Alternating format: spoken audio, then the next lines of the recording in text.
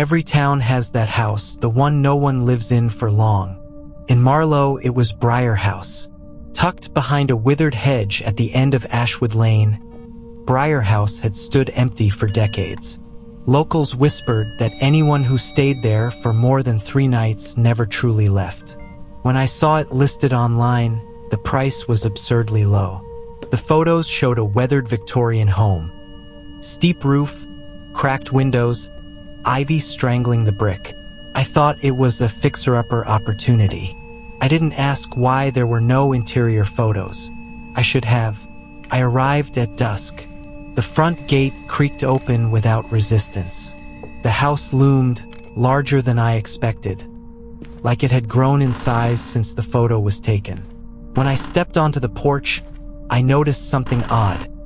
The front door was unlocked. Inside, it smelled like damp wood, old paper, and something faintly sweet and rotten. No lights, no electricity, but the rooms were fully furnished, not abandoned, but paused.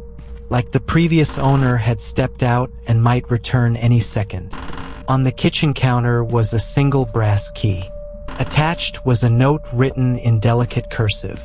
"You don't need to lock the door. She never comes through the front." There were too many rooms for a house that size.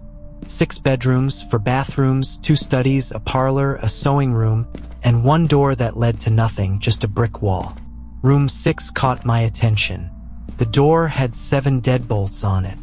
On the other side, it was completely empty. No windows, no furniture, just 4 walls painted bone white, with a rotting crib in the center. Above it, scratched into the plaster in tiny letters over and over, "It wasn't the baby's fault." I left and locked the door behind me.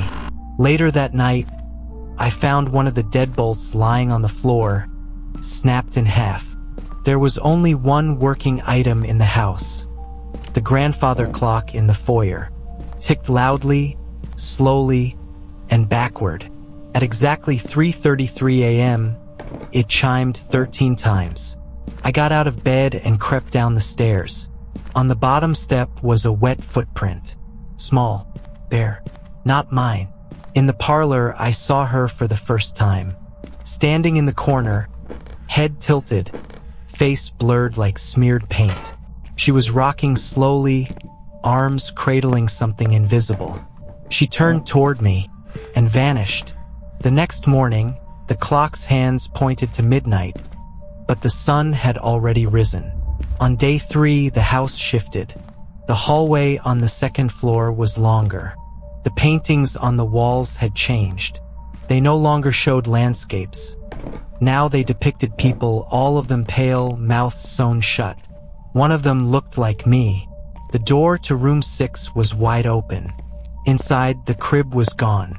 In its place was a pile of dried flowers arranged in the shape of a human body, with a porcelain doll's head resting where the face should be.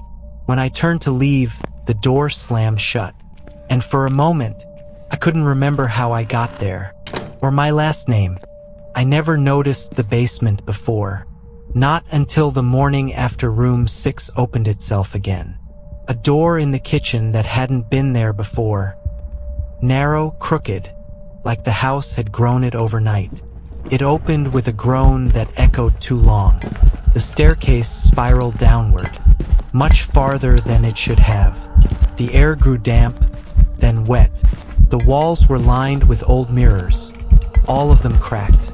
And in every mirror I saw her, the woman with the blurred face, holding that invisible bundle. But now I saw it clearly.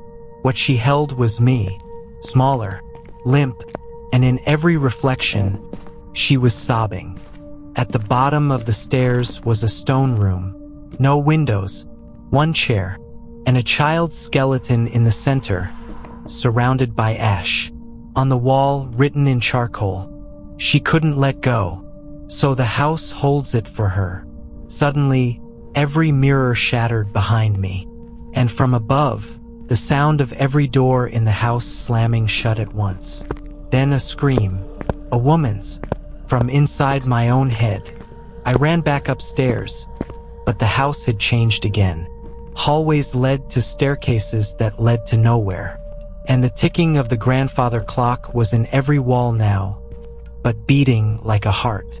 It's the 7th night. I haven't slept. The house won't let me. It whispers in every corner now, repeating my name like a lullaby. He'll stay. He'll stay. He'll stay.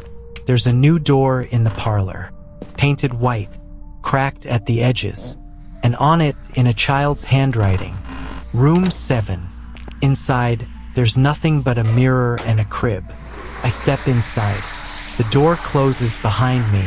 I look in the mirror. She's standing behind me, smiling, holding me, and now I understand. I wasn't the heir. I was the replacement, and the house was never cursed. It was mourning, and it found someone new to grieve.